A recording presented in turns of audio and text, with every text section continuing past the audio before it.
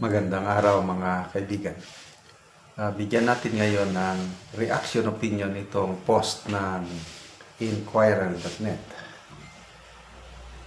Philippine President Ferdinand Marcos Jr. will embark on a 5-day state visit to India from August 4 to 8 upon the invitation of Indian Prime Minister Narendra Modi. Ito po ang official statement tungkol dito. Inayag ng PCO siguro ito. Manila, 31 July 2025. President Marcos Jr. will embark on a 5-day state visit to the Republic of India from 04 to 8 August 2025 upon the invitation of Prime Minister Narendra Modi. After official meetings and events in New Delhi, the President and his delegation will travel to Bangalore. He will meet with the business sectors in both cities. So, New Delhi and Bangalore. Yan. Mga negosyante. Hikayat na naman ng mga investors. The President will also have a meet and greet with the Filipino community in New Delhi. The last state visit to India by a Philippine President was undertaken by then President Gloria Macapagal Arroyo in October 2007.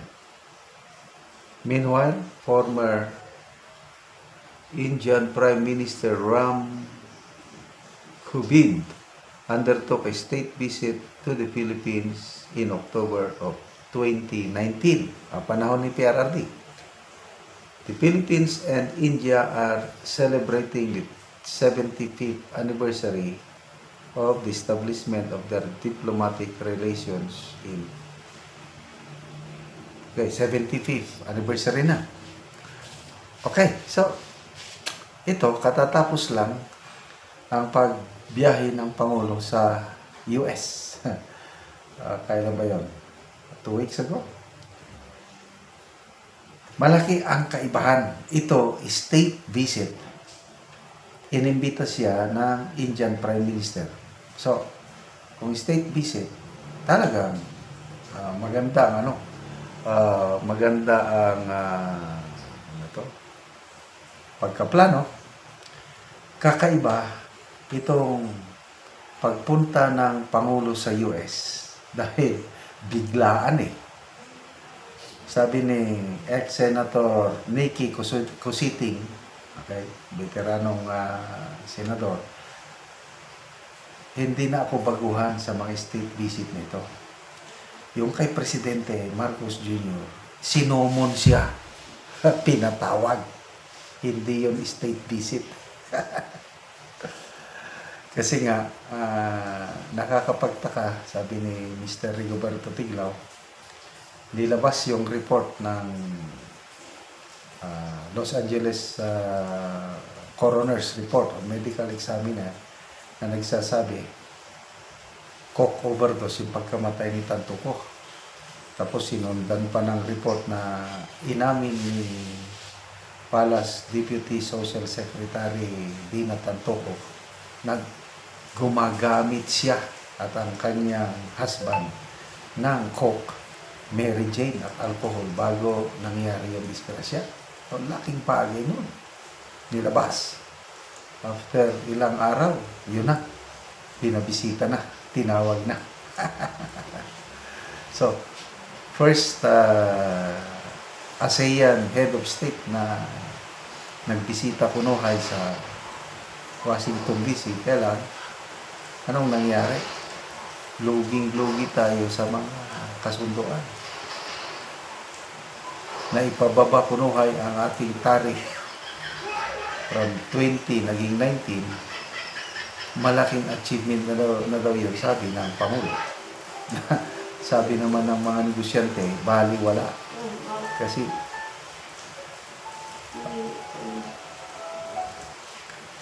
sabi ng mga negosyante, Philippine Chamber of Commerce and Industry, yung mga local exporters, nagninegosyo, nagpapadala ng baliwala daw yung 1%, malulugi pa rin kami. Kawawa kami, sabi ni Mr. Brian Ang ng PCC.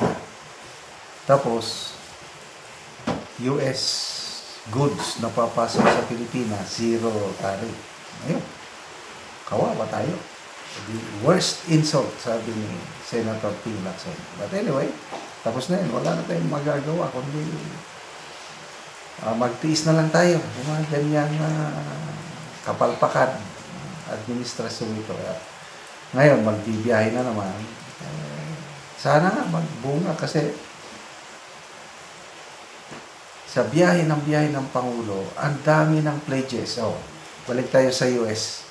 Pinagmalaki ng Pangulo, $21 billion daw ang pledges. Mulat sa poll hanggang ngayon, magkano na ba ang actual na invest ng mga dayuhan na pinupuntahan ng wala silang mai-report Kasi wala. As in, siguro kung meron man kung meron pa, ipinagmayabang na sana sa mga zona. Wala. So ito, India visit na naman. Kakausapin ng mga negosyante, hihikayatin mga wala rin. Tignan mo yung Maharlika Investment Fund na sinasabi nung una na pinagmamalaki nila na makakahikayat daw ng mga investors. Up to now, wala. Tahimik sila sa Maharlika Investment Fund. Ano nang nangyayari? 3 years na. Pera natin yun. So, ito mga bagay-bagay na ito na nakakadismaya. Ang galing nilang first country na magkaroon ng sovereign wealth fund. Yung sovereign wealth fund na yan, para lang yan sa mga bansa na mayayaman. Tayo nga, nangungutang tayo. Tapos, may sovereign wealth fund pa. So, ano ngayon? Wala na, tahimik na sila. Nasaan na yung pera natin na how many billion? 150 billion. So, good luck po sa Pangulo. Ang tanong, sasama ba ang First Lady? Walang pahayag kung sasama o hindi. Baka sasama siguro dahil wala namang magtatanong tungkol sa Los Angeles na coke issue para hindi naman kawawa ang presidente. Okay, salamat mga kaibigan sa inyong pagsubaybay sa ating channel. Nakakatulong kayo ng malaki sa tribong talandig ng Bukidnon. Dahil ang sweldo natin sa channel ito is pagtulong natin sa tribo. Namimigay tayo ngayon ng mga yero at papo para makapagpatayo naman ng mas maayos na tirahan ang tribong talandig. Panoorin yung video na ito. Ang yero nga ihatag namo sa mga tao, katong itabang sa mga tao nga nagkinahanglan sa ilang balay. Kay nakigpuyo lang ni siya sa iyang magulang.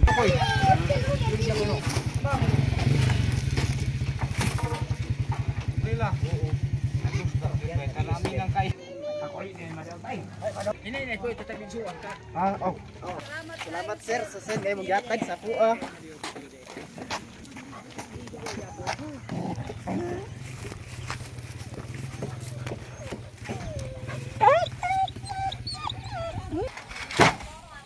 Alay, pandog ini.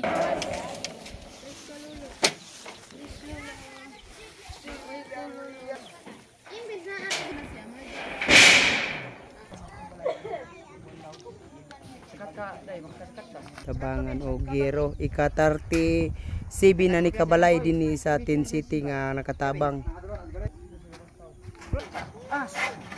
Yes, atras. Atras ka. Apa bante ka? Dito ka tag sugo diay. Sini niya. Kuda, atras. Atras ka kuan lang. Okay po ara pa duay. Duay kami pulo. Bilang iyo. Hari bayay. Bayan sa kanat. Karon humanagyod sa pagatok ang gihatag namo nga yero. So nakabalay na gyud ang nahatagan na mo gyud. Salamat sa Ginoo. Salamat sa Ginoo ug nakabalay na gid ko. Samot sa nagtabang sa Oo.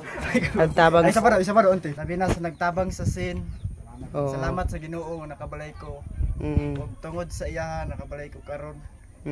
Kay Tulo na katuig. Pag-ipon na nako. Nagkigpuyo lang kasi mong igsuon. Sige, salamat kayo.